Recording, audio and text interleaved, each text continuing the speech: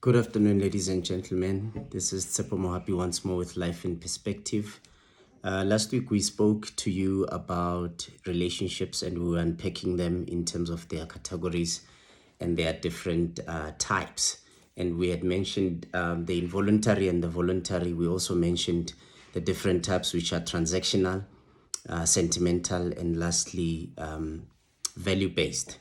I think it's very important at this point for us to also understand some of the very critical things around why these categories are important for us to understand, because mainly this has everything to do with us understanding the balance between relationship and responsibility. Whether you are in an involuntary or a voluntary relationship, you need to understand that there is a true balance that one needs to put in place for themselves, or there is a very stringent balance that one needs to put for themselves in terms of making sure that those relationships are aligned to what we call responsibilities. And this is important because what it means is that you will have an element of understanding that in as much as you can get into any form of a relationship that you desire, or any type of relationship for that matter, you must understand that there's always an element of responsibility. And that element of responsibility is what ultimately affects the outcome of every single relationship. And this is what affects everything else, because everything has results. So for an example, if we were to look at it from the top, from the relationship, you would say from the relationship, you've got voluntary and involuntary. And within the voluntary and involuntary, all of these two actually give rise to what we call transactional and sentimental and then value-based relationships. So from relationships, you get that split that says voluntary, involuntary, and then these two connect to the three at the bottom, which is transactional, value, and sentimental. And all of this produce results. They produce results. So you can find a person that is involved in all three different types, has all three different types of relationships in their lives. They've got transactionals, they've got value-based, and they've got sentimental. However way you deem it, you find that another person will have only sentimental, another person will only have value-based, another person will only have transactional. Whatever the case might be, whatever cocktail in your life that you might have, understand one thing, that all of these approaches to relationships will produce a certain type, or rather a certain set of attributes. It will produce a certain set of attributes, a specific set of attributes. Now, if it's a cocktail of all three, those attributes will look different. If it's a cocktail or it's a combination of only two, it will produce different attributes. But if it is also a single type of relationship, that will also produce a specific type of attributes. And those attributes can be defined as either physical or intangible.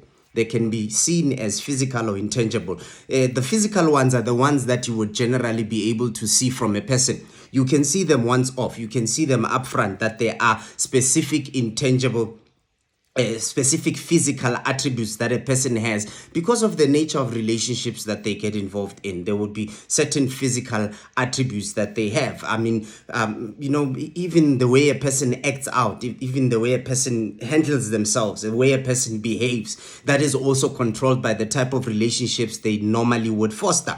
And you can tell by how you interact with a person what they value the most in terms of their appearance, their physical outlook, their rapport, whatever that they see as physical attributes is what will then determine to you. You'll be able to see offhand that this person values these type of relationships. This person values these type of relationships. So whatever attributes that you exhibit physically will be a reflection of the type of relationships that you would generally go into. That is why ultimately in the end, you will find that you tend to attract people that like the same things that you like. You tend to attract people if you are a person who enters into a relationship because you always want to, transact.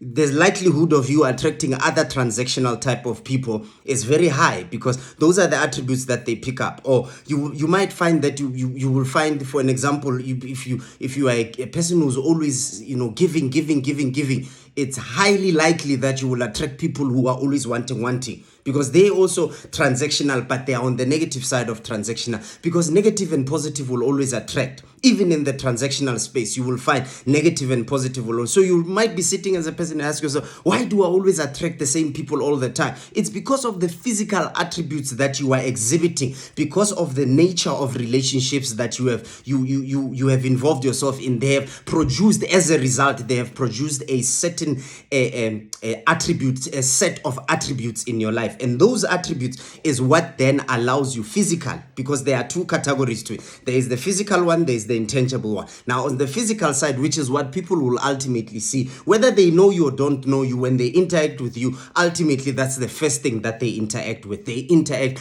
with the physical attributes. So whatever attributes you would exhibit that are formed and fashioned after the nature and the type of relationships that you get involved in, those are the attributes that will then stand forward, and those are the attributes that other people will see. So don't be surprised when you are only attracting a specific type of people. Don't be surprised when you can only attract and they also get attracted to you, and you are also getting attracted to them, and it seems like you are dating the same person in different bodies all the time, and that is mainly because of the attributes that you exhibit. You seem to exhibit attributes that will attract the same type of people all the time. So unless those attributes are changed, or they're evaluated, or they are adjusted, they will not be able to exhibit physical attributes that will attract different. They will always attract the same, because the physical attributes that you exhibit are always the same. For an example, you will find that if you are into transactional relationships where business is concerned, or value-based relationships where business is concerned, your demeanor as a person, your outlook as a person becomes different because of how you handle yourself, because of the nature of relationships that you get involved in. For an example, a person who's always in transactional relationships, let's say in a romantic way, you are always in transactional relationships, the likelihood of you investing in your outward appearance is very high. I'm not saying it's wrong to invest in your outward appearance, but you will find that that person values that more than anything else. There's nothing wrong with looking good, but if that is the main thing that you value, the likelihood is that you will attract other people that want to enter into transactional relationships with you. So people will come to you, and you might think to yourself, no, they're there, because maybe, it's something meaningful, something valuable, and you might actually be thrown off when you then realize that, no, your demeanor and your appearance has actually attracted them to a level where they want to rather transact with you than anything else, which is why I was saying even last week that then it becomes important for you to understand that in as much as you want to transact, in as much as you want to be in value-based relationships, in as much as you want to be in either sentimental relationships, whatever that it might be that you want to be involved in, understand that it produces a certain set of attributes that will attract people. So you might be wanting value, but you are developing attributes that are in the sentimental. The chances are you will attract sentimental people. But you want value. But the only way you can have value is if you develop attributes that are value-based, so that you can attract value people. If you want value and you are attracting transactional, is because you've got physical attributes that are exhibiting what? Transactional. Now you also get intangible, the intangible ones, which for me is important. The intangible ones are the ones that I value the most, which is why even when I mention the phases and the stages of getting into any form of arrangement, relationship, whether business-wise, whether romantic or whatever, there needs to be a series of steps that you follow. And one of those steps that you follow is what we call the talking stage, where you get to know a person. And this becomes very critical, because when you short circuit that process and you bypass the talking stage, the likelihood of you ending up where you don't want to be is very high. And that is why you'll find a lot of people thinking today people are not loyal, business relationships don't work well. It's because they bypass processes sometimes, and you could have actually learned more about that person prior to you entering into a business arrangement with them, and be able to make a much more valuable decision in terms of whether you are getting involved in this or not.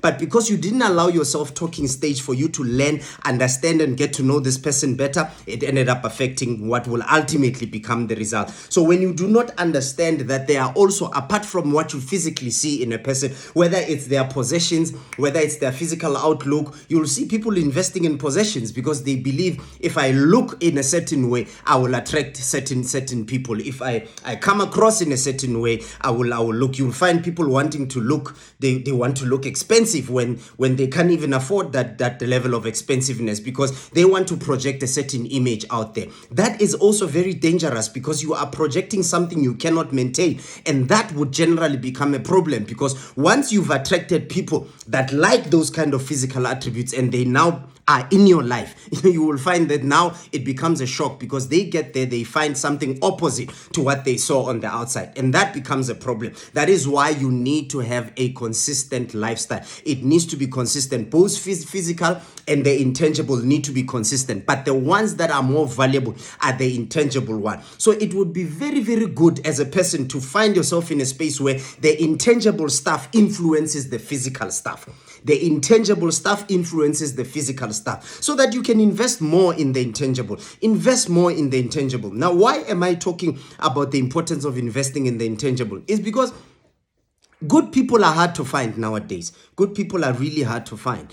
You find people that have been good for some time. They've tried being good, and situations and circumstances have turned them. Whether in the business space, they've been robbed so many times in the business space, and they've turned, and they've just become something completely different. Some of them have dated, and they've been brokenhearted in various ways. Some in the deepest, most painful ways, and they have changed their approach and the manner in which they deal with relationships, and how they actually invest themselves in relationships because of the history and the experiences that they've had. Now, this is why now I want to get into a space where I talk about two different types of people that you will find and that you will come across in your entire life. And these two different type of people is people that we call givers and people that we call takers. Givers and takers. At any given point in time in your life, you will find givers and takers. But I want to introduce the third type of a person, which is a person that balances both giving and taking. They are both giver and taker. They are happy to take, but they also give. And for me, that kind of person is a person that I believe is the kind of person that we need in this day and age. A person that understands themselves so well that they can understand that whenever I'm in a relationship, I carry the responsibility. This is why I was saying today, I want to talk to you about relationships and responsibility, because you carry the responsibility to make sure that you play your part in any arrangement that you find yourself in. No one owes you anything. No one owes you to take care of you. No one owes you to do anything for you. You need to understand that this must be mutual. Two cannot work together unless they agree. That is why the last phase, as per what I discussed last week, the last phase of the sequence of steps to follow getting into a relationship is that phase where we call reaching common ground, which means there must be an understanding. I must know what you like, you must know what I like. I must know what you don't like, you must know what I don't like. I must know the things that you that make you feel loved and the things that make you feel appreciated, so that I know what is it that I need to do when I want to make you feel appreciated, when I want to make you feel loved. So all of those have everything to do with you taking the responsibility. Now, a lot of people in this day and age don't want to take responsibility. How do you know that they don't want to take responsibility? They don't even bother getting to know the people that they want to enter into an arrangement with or into a relationship with. They don't even bother.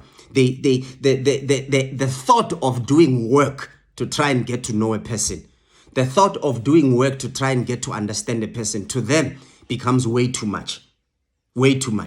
And many a times you will find that it creates a bit of an issue, because a lot of people will tend to want to bypass that point to say, no, look, if you don't tell me what I should do for you, I will not know. When you need something from me, you need to tell me. It doesn't always work that way. People feel more appreciated when they are around people that know them, people that are able to initiate, people that are able to have initiative, and they're able to be innovative enough to do stuff without being told. And many a times you will find that things become seamless and easier between two people, whether in the business, whether in any other form of relationship. Things become easier when people are able to think for one another and be proactive and actually be more forward coming. They are able to do stuff without being prompted, without them being told. They are self-starters. They are able to actually do those things without being pushed, and that becomes very important. But this has everything to do with you understanding as a person that you carry a responsibility. You carry a responsibility first to understand yourself, so that you are able to be giving enough to other people, understanding yourself well enough to be giving enough to other people. Understanding yourself enough to be able to take what you need to take, understanding yourself enough to be able to receive what you need to receive. So whatever the case might be, it always will begin with you understanding and getting to know yourself better, because you are going to create a complex situation whenever you enter into an environment where you want to relate with others and yet you do not understand yourself well. Why? When you do not understand yourself well, you become so confusing even to others, because even when they want to know what is it that you want, you do not know. Even when they want to know what is it that you like, you do not know. Even when they ask you what is it that you enjoy, what you don't know. Or maybe even if you think you know, the things that you are touching on after a person has done them, they don't actually satisfy you. You will find a lot of people that say, no, I love eating out. I love doing this. I feel loved when I receive flowers. I feel loved when this and that happens. And when those things are done, they don't actually seem like they feel loved. They don't react like because them themselves are not even sure if that thing that they think they love will actually ultimately make them feel the way they think they will feel. And that creates a problem, because you find yourself in a situation where there is absolutely nothing you can do to make a person feel loved, appreciated, or accommodated, because the things you are doing that they say you must do are not actually the real stuff, because they don't understand themselves enough for them to actually really know to say, no, actually, to tell you the honest truth, the thing that makes me feel loved more is not actually the eating out. It's actually if I were to sit and spend time talking to you, then I will feel loved. But if a person has not explored and ventured into themselves long enough for them to actually know what makes them happy, what does not make them happy, they actually understand themselves well enough for them to be able to apply themselves in a relationship, in any setting, in any arrangement, because they know themselves so well that they know what works for them, they know what doesn't work for them. Once they have reached that point, then it is easier for such a person to actually foster what you would call a value-based relationship, because that person has attributes. They will develop attributes that are intangible, that will ultimately affect what their demeanor will be, what their outward outlook would look like. And that is very important, because ultimately what that boils down to, it boils down to you understanding as a person to saying, I cannot demand from people things that I think will make me happy. Today, people they assume things will make them happy because it looked good when they saw someone else experiencing it. You find a lot of people feeling it would be nice for me to get flowers on my birthday, or it would be nice for me to get flowers on random days, because when they see someone else receive that, to them it looks romantic, it looks beautiful, whether they see it in a movie, whether they see wherever they see it, and to them it looks like it's something until they actually get it happening to them, and then they realize that it does not make me as happy as that person I saw on TV getting happy, or it does not make me happy as my friend gets happy when they actually get treated that way. Some people would believe I need to have a beautiful wife, I need to have a beautiful girlfriend, and what they don't realize is that beauty fades with time. It will not remain that way all the time. When certain things change, you will need more than just the physical stuff. When certain things change, you will need more than that. And it's sad that we have become so physical and so materialistic that even the things that we love and the things that make us happy are more material and physical than they are intangible. You will find, even if you go to a young person today and you ask them, what is your ideal romantic relationship? If you were to say, what is your ideal man? The kind of stuff that comes out of their mouth will shock you, because they will say things like, I want him to have money, I want him to take care of me, it's all physical. It's all physical. They will never say, I want a person with a good heart that loves people. I want someone who's matured enough that they have a balanced life. I want someone who knows how to manage their finances. I want someone who loves children because I want to have children. They don't talk stuff like that. They will never say things like that. They will always mention stuff that is physical and materialistic and nothing that is actually really value-based and tangible, simply because this is what we have programmed ourselves to think being what we call a good relationship. So now let's finalize with these three different type of people. You will find many a times that when you are a giver, you tend to attract a lot of receivers or takers. When you are a giver as a person, you tend to attract a lot of receivers or takers. mainly because receivers and takers are looking for givers. Receivers and takers are looking for givers. But you will also find another element of givers where a giver gets so addicted to the thank you that they get whenever they do good, the appreciation that they get whenever they do good, that they are always looking for someone to take care of. They're always looking for someone to give towards. They're always looking to do, because they are addicted to that. When they don't get it, it's like something is wrong. And that creates a bit of a challenge, because it's not only about the takers to say, no, if you're just a taker, you are wrong. But it's also if you are just a giver and you are addicted to giving to a point where you give senselessly because you just love the feeling of feeling good, that feeling of satisfaction that you get, or that feeling of satisfaction that you get from the gratitude or the appreciation that you get from people becomes a bit of a challenge. So now that becomes a bit of an issue, because when you don't have that balance, and you will find a lot of breadwinners in families find themselves in this cycle where they get to a space where maybe they didn't like it in the beginning, but they were forced to take care until it got to a point where they took care so much that they got so addicted to taking care that they want to always take care. They want to always take care. And that appreciation actually makes them feel better. Some of them will be so addicted to taking care that they might sometimes stumble into a relationship where they are not appreciated. But because they are so addicted to taking care that they will still take care even when they are not taken care of, which obviously creates a bit of a dilemma, because many a time you will find that a lot of people who are good people find themselves in situations where they are caught in a cycle of pain, where they have to continuously take care. They have to continuously do good for others, while the ones who are takers are always in a very good space where they are receiving all the time. And you find a person who's always been in a relationship where every time they are in any form of relationship, whether it's business or that, it does not matter, but they always want to take. It's all about what they want. You'll find people that you want to enter into an agreement with them business wise, and all they are thinking of is what is there to benefit. They're not even thinking about how do we structure the business such that it's sustainable. What is it that we need to put in place in terms of marketing to make sure this thing survives? No, they are thinking, it's like the first thing they think of whenever they go into anything that can benefit them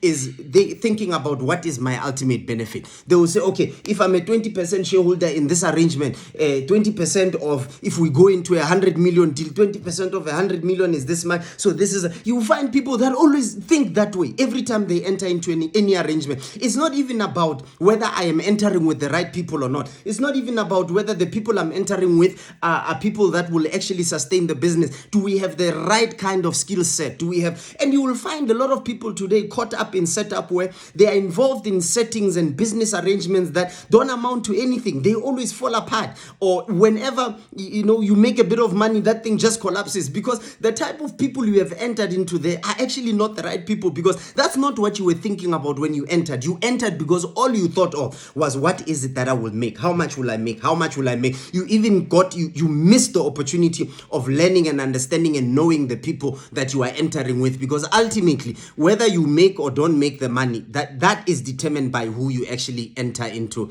an arrangement with. The same applies even with romantic relationships. You will find that sometimes, because this person can do so and so, such and such and such for me, I don't care about anything else. All I want is to be taken care of. All I want is to have access to money. All I want is to have access to everything that I want. Ultimately, that boils down to you now. You will realize as time goes, once you access all the things that you thought you wanted to access and they will make you happy, you will realize that you are not actually as happy as you thought you would be. And that becomes a shocker. And a lot of people that once did not have, that then entered into settings that allowed them access to resources, some of them will tell you that those resources don't mean anything to them anymore. They want more than those resources. And you will find that then when they move to the next relationship, now they are smarter, they are wiser, they now know. And I can tell you right now, every single step of the way in your life, whatever you interact with, whether business-wise, whether romantically, any type of relationship you find yourself in, you will realize one thing, that you will need to get into a space where you work towards value. You work towards value, because whatever that you do, everything that happens in your life, whether it's heartbreak, whether it's sentiments that did not go well, whether it's transactions that didn't go well, all of that is there to teach you that life is more about value than anything else. Life is more about value than anything else, which means even as a person, teach yourself to be a giver and a taker. Teach yourself to strike a balance between giving and taking. Be the kind of person that's happy to receive, but also happy to give. Strike that balance in your life, because you will also begin to attract people that think similar, people that exhibit the same attributes, because you are a giver and a taker at the same time. And the good thing of being that way is because you will easily spot takers that are selfishly always takers. And you will always easily pick up givers that are always selflessly just giving, because you are balanced like that. And it would be your choice then to make, whenever you want to enter into any form of relationship, that you are able to decide whether this is good for me or not, because you can already pick up, even from a talking stage, whether this person is a giver or taker. And that will inform some of the decisions that you make. So do not find yourself in a situation where, even as a caregiver, even as a breadwinner in your house, you get taken for granted because you are always doing good and you are addicted to doing good.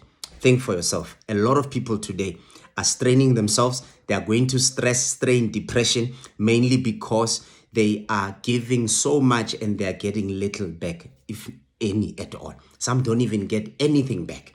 It's a responsibility, and black people will call it black tax, to say, you will take care of siblings, you will take care of this. Listen to me. Even if you are and you have to take care of people, find time for yourself. Find time for you. You carry the responsibility. You carry the responsibility to also just as equally take care of yourself. There are times where you just need to unplug from everything else and focus on you. There are times where you just need to unplug from everything else and focus on be giving to yourself. Be giving to yourself. Be considerate of yourself. Carry that responsibility of always taking a moment, even if it's once a week, even if it's twice a month, even if it's 3 times a month. You need to take that time where you sit and you reflect. You reflect to say, how well am I taking care of you? Some people are deteriorating health-wise because they are going out of their way to try and take care of people. Some of the people you are even taking care of are ungrateful. They are very ungrateful. They don't even care. They have better things than you because you are taking care of them. You are making sure that they have everything they need. They don't even care. Some of them will not even appreciate you. You will raise your own siblings. You will do stuff for siblings. You will do stuff for extended family members. You will do stuff for friends. You will do stuff for associates and colleagues. And they will not even show any form of gratitude. They will not even show any form of interest in terms of them acknowledging what you are doing. Because many a times consistent people are taken for granted. But you, as the giver, you carry the responsibility to make sure that you take care of yourself so you can also survive. It is important for you to realize that if you don't prioritize yourself, no one else will. If you don't think for yourself, if you don't take time out for yourself to make sure that your health is all right, to make sure that your mental health is okay, to make sure that you take care of yourself, if you don't do any of that stuff, no one else will. You are lucky if you have, you are fortunate if you have people around your life that are willing to be considerate enough to worry about your well-being, considerate enough to worry about where you are and what happens in your life at any given point in time. But I can tell you right now, many a times as people, we find ourselves in a space where we get taken for granted simply because we are always consistent. And in that consistency, we need to remember, do not forget yourself. Always consider yourself in everything that you do. Do not kill yourself trying to take care of other people. Do not kill yourself trying to be good to others. Make sure that you need to strike a balance. Be a giver and a taker at the same time. Do not just always give. Also learn to take. People who are givers are struggling to receive from others. And it's wrong. It's not okay. It is not okay for you to learn to only give and not receive. You have to learn to receive, because in as much as you are a giver, there are other givers around you, and they would want, in as much as they receive from you, for you to receive from them as well. So learn to understand you carry the responsibility to take care of yourself, whether you are a breadwinner, whether you carry heavy responsibilities in your family, and whatever else that you carry, you are taking care of people even outside your family. Make sure you always watch your health and make sure that you remain healthy all the time. You need yourself to survive, and you need to be able to do good for yourself. Your health, your life far outweighs anything that you can do for other people. So make sure that that life is healthy. Make sure that that mental state is sound. That mental state is calm. It's balanced. Take care of yourself. Thank you.